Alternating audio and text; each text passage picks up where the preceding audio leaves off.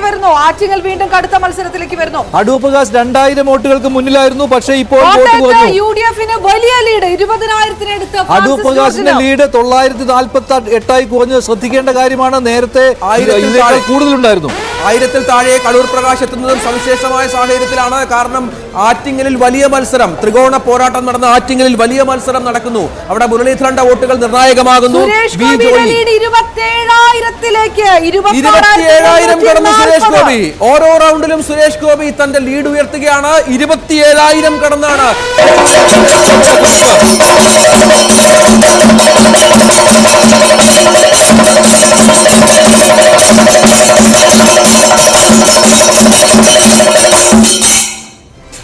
അങ്ങനെ ആറ്റിങ്ങലും ശ്രദ്ധാകേന്ദ്രമാവുകയാണ്. കാരണം അടൂർ പ്രകാശിന്റെ ലീഡ് കുറഞ്ഞു, 1000-ന് താഴെ വന്നിരിക്കുന്നു, 948 ആയിരിക്കുന്നു. അങ്ങനെ ആറ്റിങ്ങൽ സ്വന്തമാക്കാൻ LDF-ന് കഴിയുമോ?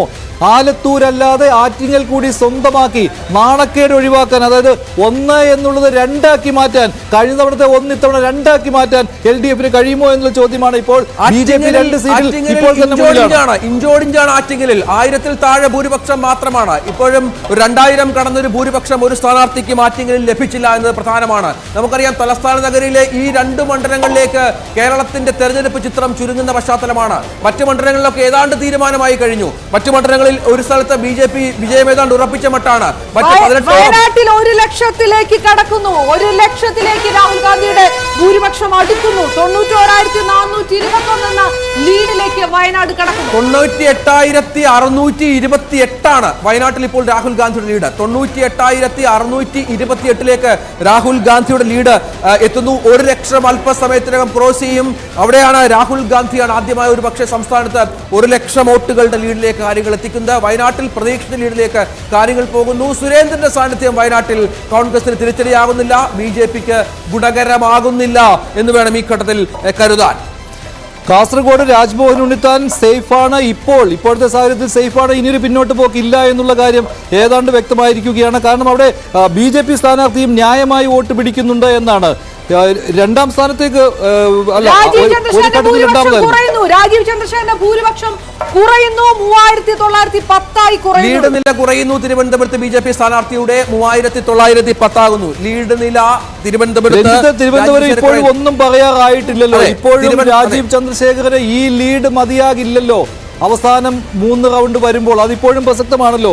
ലീഡ് ഇനിയും കൂട്ടേണ്ടതാണ്. അതെ, പാറശാല, നെയ്യാറ്റിൻകര, കോവളം ഈ 3 മണ്ഡലങ്ങൾ, നിയമസഭാ മണ്ഡലങ്ങൾ എപ്പോഴും BJPക്ക് ബാലികേറാ മലയാണ്. പക്ഷെ അവിടെ കൃത്യമായി തീരദേശമടക്കം എപ്പോഴും ശശി തരൂരിന് അനുകൂലമായി ചിന്തിച്ച സ്ഥലങ്ങളാണ്.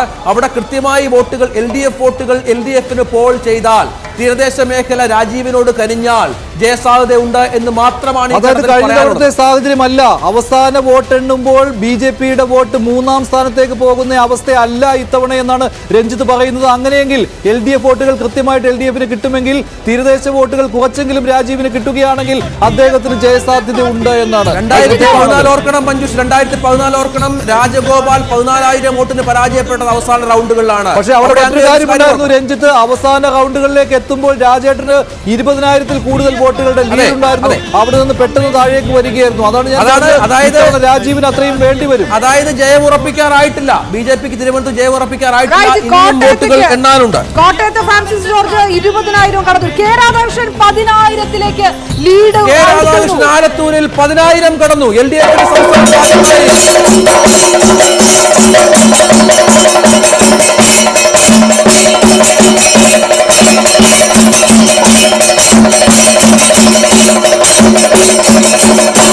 LDF-ന് സംസ്ഥാനത്ത് ആദ്യമായി 10,000 വോട്ടുകളുടെ ലീഡ് സമ്മാനിക്കുകയാണ് മന്ത്രി കൂടിയായ കെ രാധാകൃഷ്ണൻ.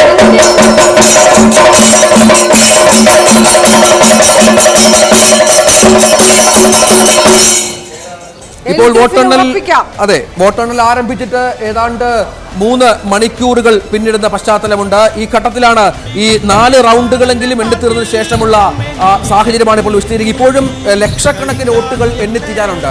അപ്പോഴും കേരളത്തിലെ ഫലസൂചനകൾ UDF-ന് അനുകൂലമാണ് എന്ന കാര്യത്തിൽ സംശയമില്ല. 10 സീറ്റ് കൂടുതൽ ഉറപ്പിച്ചു കഴിഞ്ഞു. ഫൈറ്റുള്ളതിന് 3 സീറ്റേ പറയാൻ പറ്റുകയുള്ളൂ. ബാക്കി എല്ലായിടത്തും UDF തുടക്കത്തിൽ തന്നെ, ഇതാണ് തരംഗം എന്ന് പറയുന്നത്, കൃത്യമായ തരംഗം. ആലത്തൂർ പക്ഷേ വലിയൊരു ചേഞ്ച് ഉണ്ടാകാനുള്ള ചാൻസ് ആലത്തൂരിൽ പക്ഷേ LDF നേടുമെന്ന് തന്നെയാണ്. കാരണം രാധാകൃഷ്ണൻ ഇതിൽ നിന്നൊരു പിന്നോട്ട് പോക്കുണ്ടാകാൻ വഴിയില്ല. അതുപോലെ തന്നെ മാവേലിക്കരയിലും ഈ കൊടിക്കുന്നിൽ തെരഞ്ഞെടുപ്പ് തന്ത്രങ്ങളുടെ ആശാനാണ്. അദ്ദേഹം ചില തന്ത്രങ്ങൾ ആവിഷ്കരിച്ചിരുന്നു, അത് നടപ്പിലാകും എന്ന് തന്നെയാണ്. അതായത് അവസാനം പിന്നോട്ട് പോകുമെന്ന് കരുതാനാവില്ല. പക്ഷെ ആറ്റിങ്ങലിൽ ചിലപ്പോൾ ഒരു അട്ടിമറിക്കുള്ള സാധ്യതയുണ്ട് അല്ലേ രഞ്ജിത്ത്? ആറ്റിങ്ങൽ ഇപ്പോഴും 900ഓളം വോട്ടുകൾക്ക് മാത്രമാണ് അടൂർ പ്രകാശ് മുന്നിലുള്ളത്. ഒരു ഘട്ടത്തിലും ആറ്റിങ്ങലിലെ ലീഡ് നില 2000 കടന്നില്ല എന്നതും ശ്രദ്ധേയമായി കാണണം. അവിടെ വി ജോയിയെ പോലെ വളരെ പ്രധാനപ്പെട്ട ഒരു സ്ഥാനാർത്ഥി LDFന് അനുകൂലമായി ഉള്ള LDFന്റെ ഭാഗത്തു നിന്നുള്ള ആളാണ്. അദ്ദേഹത്തിന്റെ ലീഡ് നില, അദ്ദേഹവും അടൂർ പ്രകാശുമായ ലീഡ് നില മാറി മറിയുന്നു. ഒരു ഘട്ടത്തിൽ പോലും BJP ഒരു ഘട്ടത്തിൽ വിജയം പ്രതീക്ഷിച്ചിരുന്ന വി മുരളീധരൻ മുന്നിൽ വന്നില്ല എന്നതും ശ്രദ്ധേയമാണ്. തിരുവനന്തപുരത്തും ആറ്റിങ്ങലിലുമാണ് ഇപ്പോൾ തീപാറും പോരാട്ടം സംസ്ഥാനത്ത്. ആറ്റിങ്ങലിലും തിരുവനന്തപുരത്തും തീപാറുന്ന പോരാട്ടം നടക്കുകയാണ്. മാവേലിക്കര പക്ഷേ സേഫ് ആയിട്ട് UDF പക്ഷത്തേക്ക് പോകുന്നുണ്ട്. പക്ഷേ ആറ്റിങ്ങൽ മാവേലിക്കരയിൽ കൊടുക്കുന്നില്ല ലീഡ് 4000 കടന്നു. കൊടുക്കുന്നില്ല ലീഡ് മാവേലിക്കരയിൽ 4000 കടന്നു എന്നത് വളരെ പ്രധാനമാണ്. കൊടുക്കുന്നിൽ ക്രമാനുഗതമായി ലീഡ് ഉയർത്തുന്ന പശ്ചാത്തലമുണ്ട് മാവേലിക്കരയിൽ എന്നുള്ളത് വളരെ പ്രധാനമാണ്.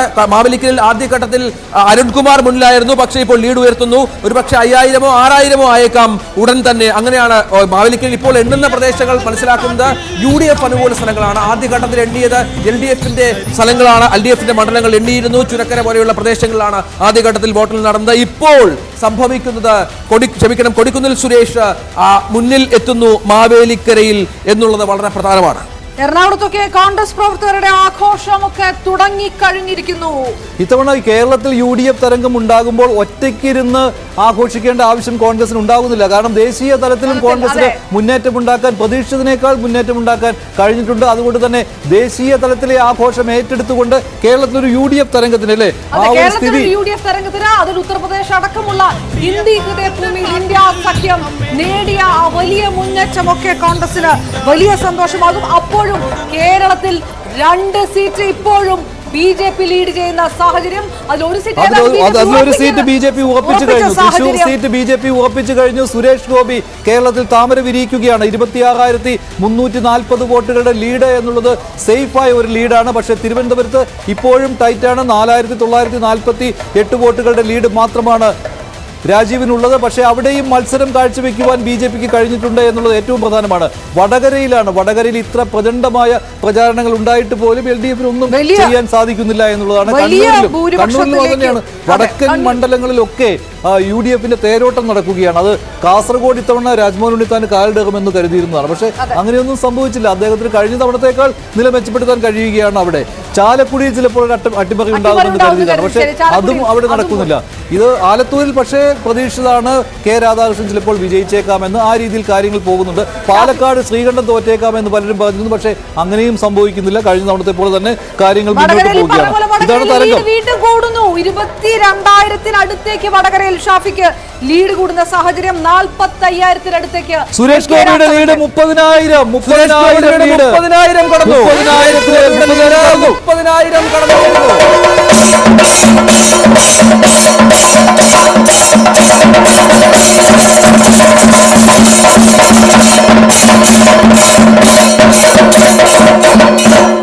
സുരേഷ് ഗോപി വിജയത്തിലേക്ക്. കെ മുരളീധരൻ മൂന്നാമത്. VS സുനിൽകുമാറിനേക്കാൾ 30,000 വോട്ടുകൾക്ക്, കൃത്യമായി പറഞ്ഞാൽ 30,073 വോട്ടുകൾക്കാണ് ഇപ്പോൾ സുരേഷ് ഗോപി ലീഡ് ചെയ്യുന്നത്. ഷാഫി പറമ്പിലിന്റെ ലീഡ് 21,435-ഉം കോഴിക്കോട് MK രാഘവന്റെ ലീഡ് 44,348-മായി. UDF തരംഗത്തിനിടെ തൃശൂർ BJP പക്ഷത്തേക്ക് സുരേഷ് ഗോപി 30,073 വോട്ടുകളുടെ വലിയ ലീഡിലേക്ക് വന്നിരിക്കുകയാണ്. പൊന്നാനിയിൽ അബ്ദുസമദ് സമദാനിയുടെ ലീഡ് 50,000-മായി കൂടിയിരിക്കുകയാണ്. കാസർഗോഡ് ഉണ്ണിത്താന്റെ ലീഡ് 17,561. ഇടുക്കിയിൽ ഡീന്റെ ലീഡ് 52,000 വോട്ടുകൾ. UDFന്റെ തരംഗം കാണുകയാണ് കേരളത്തിൽ.